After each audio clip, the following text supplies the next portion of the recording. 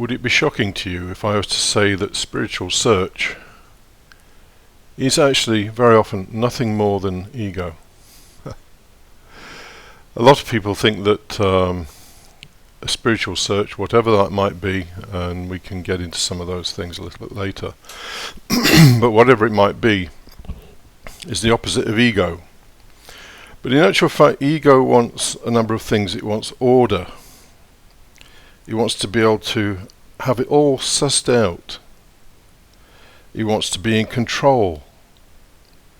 And we see a lot of people pursue what are jokingly called spiritual paths in an attempt to get that. So, you just look on the internet, there's people posing in meditation as though they've got it all sussed and they're in some kind of state of nirvana. No, they're not. They're wondering, how the fuck long do I have to keep sitting like this while this guy takes a photograph? Anyway, most of what we call spiritual practice is really just manifestation of ego. And I'm not slamming ego, I'm really just telling you what it is. Ego is our desire to survive, to continue with our existence. And we have to have that if we're going to live anyway, although, as I've mentioned in other videos, maybe even that primary driver can be tempered to some extent. Anyway, let me talk about Gurdjieff specifically for a moment, because as I look around, I see more and more and more information and misinformation on Gurdjieff. And for those who don't know, Gurdjieff was a 20th century mystic, in quotes, and teacher, and he even taught what were called sacred dances. And a lot of the information out there, particularly on YouTube, is people effectively turning what Gurdjieff did into a religion. So you see videos of people speaking in somber tones, reciting from In Search of the Miraculous or Beelzebub's Tales or some similar book that has achieved some notoriety. And there might be some kind of somber music, maybe some of the music that Mr. Gurdjieff wrote with De Hartmann, and that's sort of running in the background, and maybe pictures of the Orient and whirling dervishes. And you know what? It's all nonsense. It's just all total nonsense. And it's exactly the same as people who buy into Buddhism, in the sense that they feel they have to wear a saffron robe and sit in a meditation posture and maybe shave their heads. It's just all imagination. Now, how can I say this? Well, as I mentioned in other videos, I knew someone for about 3 years who worked with Mr. Gurdjieff, and she told me that she just didn't follow what he said, and in fact she told me that she would have gone to a Zen school if she could have found one. And the Gurdjieff Society in London that I was a member of for several years, right at the top of there was Madame de Salzmann while she was alive, and they too had a Zen teacher at the top of there, and a character called Hubert Benoit, who I'm going to talk about in a moment, worked with Gurdjieff in Paris, and he left Gurdjieff and he pursued Zen. And fortunately, he wrote a few books that are just astonishing books, but more about those in a moment. So, the whole imaginative fantasy of the Middle East, exotic places, oriental places, strange music, somber renditions from the various books and so on, are there just to feed people's imagination and to feel that they're in touch with something that is a little bit mysterious and a little bit strange. Well, for fuck's sake, just drop it. You're here, you're now, you're in your lounge with the cat tearing your sofa or your settee to pieces, or your dog's just pissed on the carpet outside, or whatever. That's the reality. Just forget all this crap that people are putting on YouTube. And there are people speaking on there who clearly have no contact with the true tradition of Mr. Gurdjieff. It's devastating to see, because the value that was in what Gurdjieff taught is almost totally lost. Anyway, that's the end of my sort of little rant about Mr. Gurdjieff. But what I want to do is go back to this character called Hubert Benoit.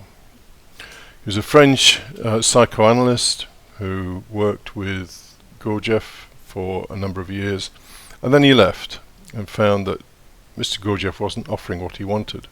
But interestingly enough, as I've already mentioned, many of the people who worked with Mr. Gurdjieff then went on and found themselves engaged in a fairly Zen-oriented method of work.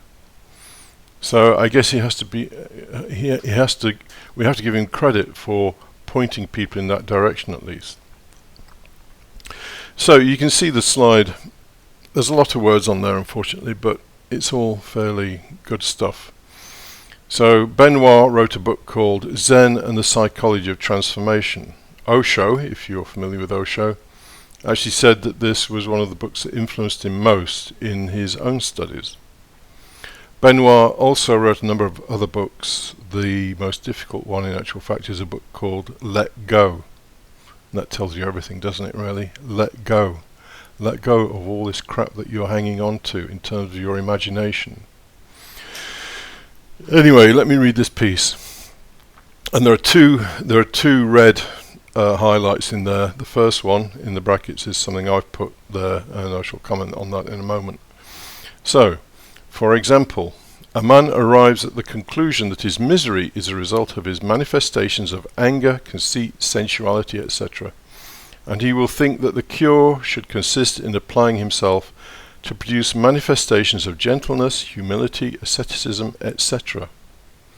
Or perhaps another man, more intelligent. Ouch. So what Benoit is saying is that this idea that we are somehow sinners, that we get angry, that we're conceited, that we indulge in sensual pleasures and so on, the idea that those things are somehow wrong, and I've covered this in other videos, about the beast. The beast is what you are to a large extent. It's going to do these things. It's going to get angry. It's going to be conceited. It's going to be sensual. All you have to do is look at it. Don't try and change it. Don't criticize it. Just look at it. Looking at it is all you have to do, with no judgment. Anyway, so manifestations of anger, conceit, sensuality. He will think that the cure should consist in applying himself to produce manifestations of gentleness, humility, asceticism, etc. So all that people do is they dump one set of behaviors, or they try to, because these are behaviors of the beast, and the beast will not be denied. You actually really can't change how the beast behaves. They look at these things and they are told by somebody that they should be gentle, they should be humble, they should practice some level of asceticism. And you know what?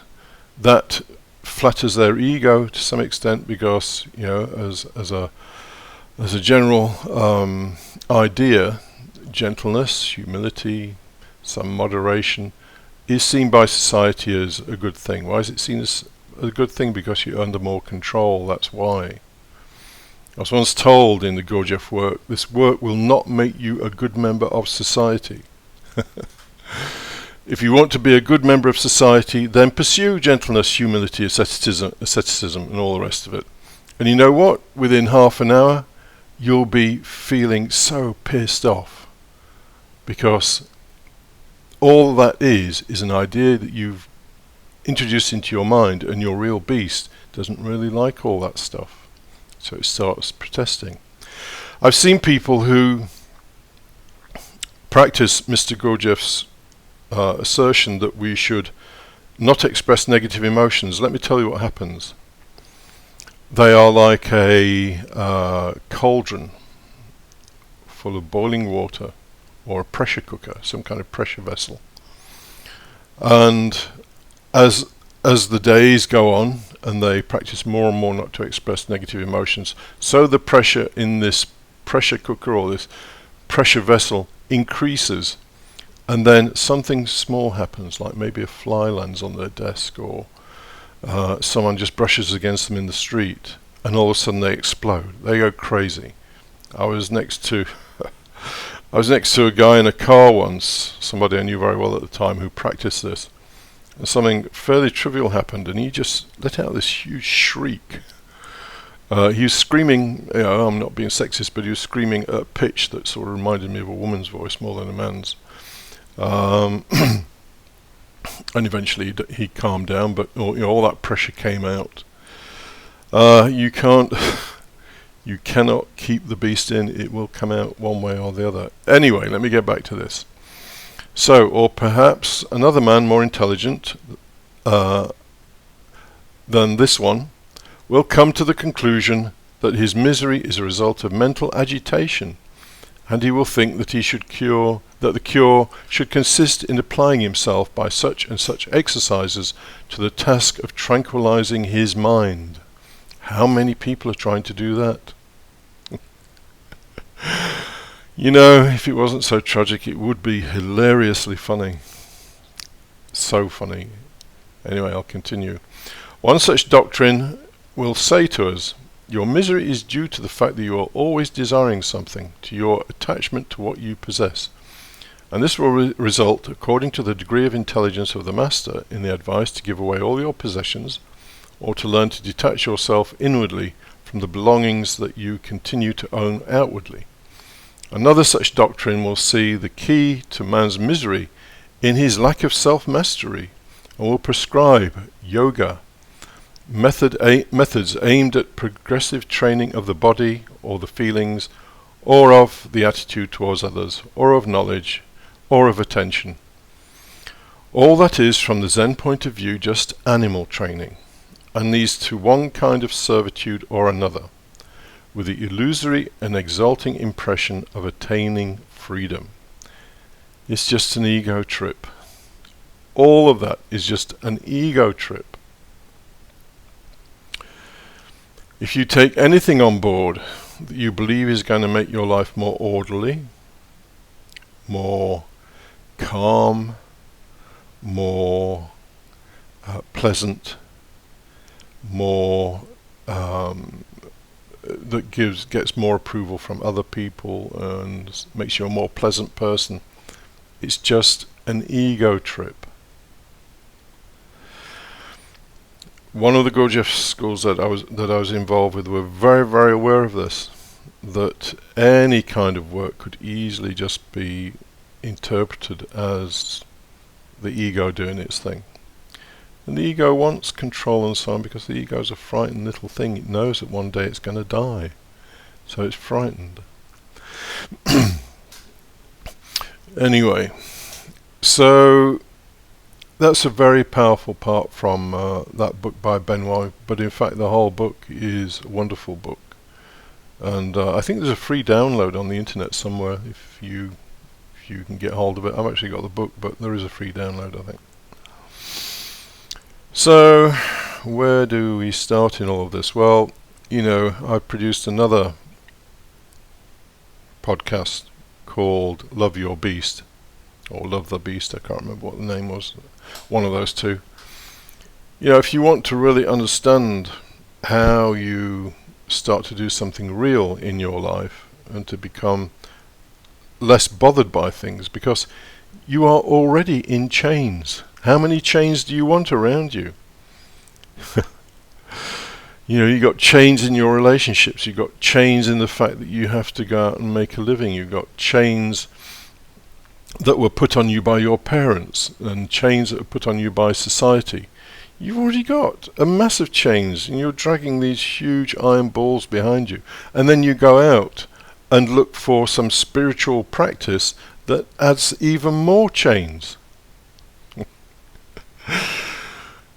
So, obviously the key there is to have less chains. It's not a matter of piling more stuff upon your poor, battered and suffering psyche. So, look at the podcast I did on Love Your Beast, or Love the Beast. because I go into all there using the Zen ox-herding pictures. And there's only one legitimate thing you can really do in truth, and that is observe. And I mention it in every video almost, but self-observation is the act of accepting things as they are. Not wishing you were more calm, not wishing you were more pleasant, not wishing you were richer, not wishing you were poorer, but just accepting things as they are. So when you get angry, you just, oh my God, I'm angry. Yeah, I'm a bit tight across the chest. And I got angry because this guy cut me up on the road.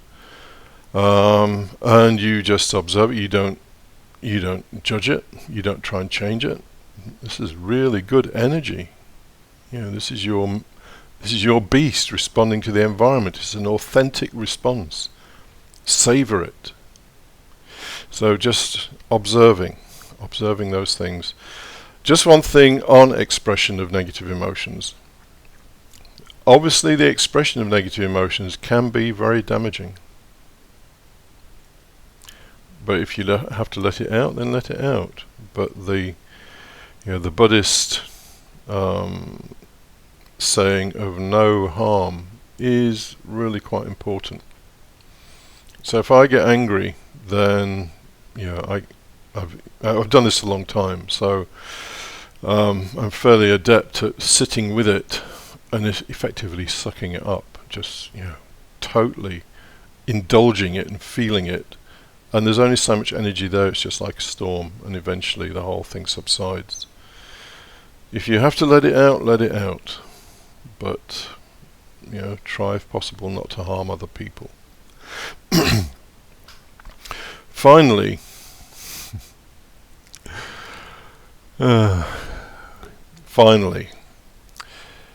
do not expect any results. If you do anything so-called spiritual, looking for results, you are never, ever, ever going to move away from where you are, because it's the ego that wants results. You don't even know what results you should get anyway.